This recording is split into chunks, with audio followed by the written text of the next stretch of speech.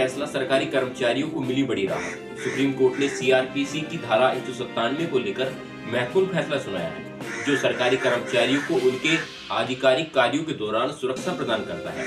यह निर्णय कर्मचारियों को दुर्भाग्यपूर्ण मुकदमों से बचाता है, लेकिन भ्रष्टाचार जैसे गंभीर अपराधों में शामिल अधिकारियों को कोई संरक्षण नहीं देता। नमस्कार, मैं अनुज कुमार। साथियों, आज बात करने वाले सुप्रीम कोर्ट के कुछ अहम फैसलों के बारे में। किस राज्य के किस हाई कोर्ट ने कर्मचारियों के हित में क्या फैसला सुनाया, वो संपूर्ण बातें एक ही वीडियो के अंदर करने वाले हैं। साथियों, अगर आप चैनल पे पहली बार आए हैं तो चैनल को लाइक एंड सब्सक्राइब जरूर करें और वीडियो को अंत तक देखने की कोशिश करें कि क्या धाराएं अब हमारे लिए लागू होने वाली है, या सीआरपीसी की धारा जो 197 में है उसको लेकर क्या महत्वपूर्ण फैसले हुए हैं, या हरियाणा हाई कोर्ट ने और कुछ चुनिंदा हाई कोर्ट ने कर्मचारियों को किस तरह के आधिकारिक संरक्षण अधिकार दिए हैं। सुप्रीम कोर्ट ने हाल ही में एक महत्वपूर्ण फैसला सुनाया है जो सरकारी कर्मचारियों के लिए बेहद अहम है। इस निर्णय के तहत सरकारी सेवा को उनके आधिकारिक कार्यों के दौरान किए गए अपराधों के संदर्भ में सुरक्षा प्रदान की गई। यह फैसला राजस्थान हाई कोर्ट द्वारा दिए गए निर्णय को बरकरार रखते हुए आया है और इसमें सीआरपीसी की धारा 197 की भूमिका को स्पष्ट किया गया है। सीआरपीसी की धारा 197 और सरकारी सेवकों की सुरक्षा। न्यायमूर्ति ए.के. कौल और न्यायमूर्ति हेमंत गुप्ता की पीठ ने अपने आदेश में कहा कि सीआरपीसी की धारा 197 का उद्देश्य सरकारी कर्मचारियों को अनावश्यक उत्पीड़न से बचाना है। उनके अनुसार किसी भी सरकारी कर्मचारी पर उसके आधिकारिक कर्तव्यों के दौरान किए गए कथित अपराधों के मुकदमे चलाने के लिए सक्षम पदाधिकारी की पूर्व अनुमति अनिवार्य है। यह कानून अदालत को बिना अनुमति ऐसे मामलों का संज्ञान लेने को रोकता है। शीर्ष अदालत ने यह भी कहा कि यह प्रावधान कर्मचारी को दुर्भावनापूर्ण मुकदमों से बचाने के लिए है, लेकिन इसका उपयोग भ्रष्टाचार और धोखाधड़ी जैसे अपराधों में शामिल अधिकारियों को बचाने के लिए नहीं किया जाएगा। आधिकारिक कर्तव्यों और अपराध के बीच संबंध। पीठ ने अपने निर्णय में स्पष्ट किया कि किसी अपराध और सरकारी कर्मचारियों के आधिकारिक कर्तव्यों के बीच संबंध का प्रथम दृष्टि आकलन किया जाना चाहिए। अगर कथित अपराध का सीधा संबंध सरकारी कर्तव्य से नहीं है तो यह धारा 197 के तहत संरक्षण के दायरे में नहीं आता।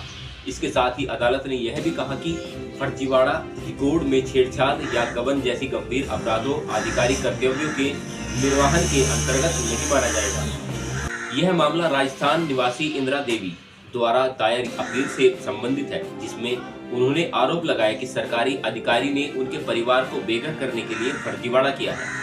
इस प्रकरण में अदालत ने पाया कि अधिकारी को संरक्षण मिल गया है, जबकि एक क्लर्क को प्रतिवेदन 2 था और जिसने केवल कागजी कार्रवाई किया था, उसे निचली अदालत ने सुरक्षा नहीं दी। सुप्रीम कोर्ट ने इस मामले पर अपनी नाराजगी जताते हुए कहा कि सभी स्तर के कर्मचारियों के अधिकारों को और सुरक्षा का सम्मान होना चाहिए। इलाहाबाद हाई कोर्ट ने देखा कि जब SC/ST एक्ट के तहत दर्ज मामले की पूरी कार्रवाई को चुनौती दी जाती है तो हाई कोर्ट न्यायालय के अंतर्गत अंत को सुनिश्चित करने के लिए धारा 482 सीआरपीसी के तहत अपने अरिहंत अधिकार क्षेत्र के तहत मामले पर विचार कर सकता है। इलाहाबाद हाई कोर्ट ने देखा कि जब SC/ST एक्ट के तहत दर्ज मामले की पूरी कार्रवाई को चुनौती दी जाती है तो हाई कोर्ट न्याय के अंत को सुरक्षित करने के लिए धारा 482 सीआरपीसी के तहत अपने अंतर्निहित अधिकार क्षेत्र में मामले पर विचार कर सकता है। न्यायालय ने कहा कि अपने अंतर्निहित अधिकार क्षेत्र के तहत हाई कोर्ट के हस्तक्षेप के बारे में कोई ठोस नियम नहीं है। यदि उसे लगता है कि किसी विशेष मामले में हस्तक्षेप करके वह न्यायालय या कानून के दुरुपयोग रोक सकता है तो वह हमेशा हस्तक्षेप कर सकता है। इसमें महत्वपूर्ण बात यह है कि न्यायालय ने स्पष्ट किया कि जब वह धारा 482 सीआरपीसी के तहत पूरी कार्रवाई का संज्ञान लेते हैं तो यह समान आदेश आदि की सत्यता और वैधता पर गंभीर गौर कर सकता है, लेकिन जब पूरी कार्रवाई धारा 482 के तहत चुनौती के अधीन नहीं होती तो आवेदक के लिए एकमात्र रास्ता SC/ST एक्ट की धारा 14A के तहत अपील दायर करना है।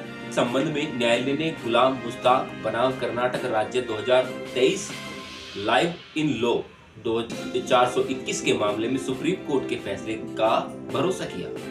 इसके साथ ही जस्टिस सिद्धार्थ वर्मा और जस्टिस विनोद दिवाकर की पीठ ने इस वर्ष सितंबर से एकल न्यायालय के संदर्भ का उत्तर भी दिया। यह संदर्भ तब दिया गया जब सिंगल जज ने उल्लेख किया कि धारा 482 सीआरपीसी के तहत दायर ऐसे आवेदन की स्थिति के संबंध में हाईकोर्ट के परस्पर विरोधी निर्णय थे। इस मुद्दे को एक बड़ी पीठ द्वारा स्पष्ट किए जाने की आवश्यकता थी।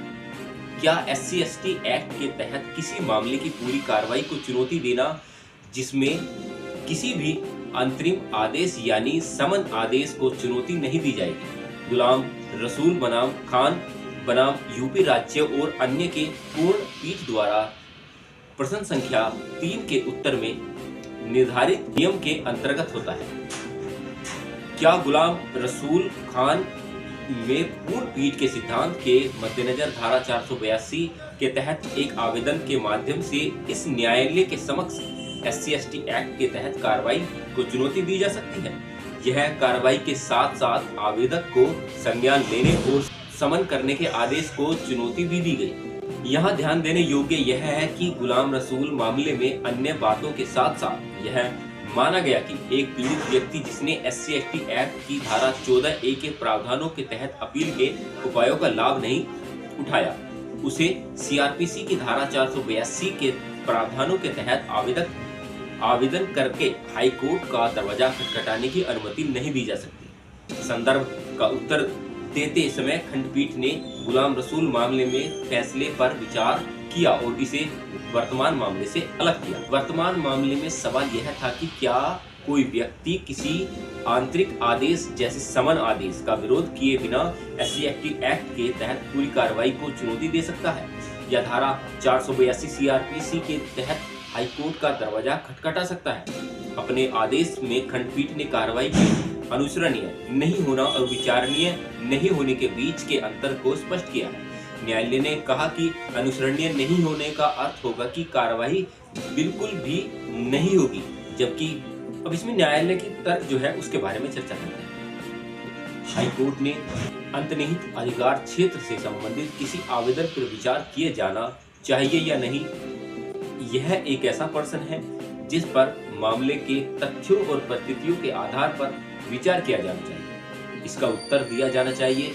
कोई सामान्य प्रस्ताव या सीधा सूत्र निर्धारित नहीं किया जा सकता। साथियों, आपको इस वीडियो की प्रतिक्रिया कैसी लगी और दोनों धाराओं के बारे में मैंने आपको बताया कि किस प्रकार से कर्मचारी अपना अधिकार ले सकते हैं, या फिर SC/ST एक्ट की धारा 482 के तहत आप क्या प्रावधान ले सकते हैं या क्या सुरक्षा ले सकते हैं। हाईकोर्ट का जो फैसला था मैंने उसके बारे में बताने का आपको प्रयास किया। तो जैसे भी आपकी वीडियो की प्रतिक्रिया लगे हो, आप वीडियो में कमेंट कर सकते हैं और ज़्यादा से ज़्यादा चैनल को सब्सक्राइब करें ताकि आपको ऐसी अहम जानकारियाँ हमेशा मिलती रहें। नमस्कार, मिलते रहेंगे आपसे ऐसे ही एक नॉलेजेबल और विश्लेषण मुद्दों के साथ। तब तक आप अपना ख्याल रखें।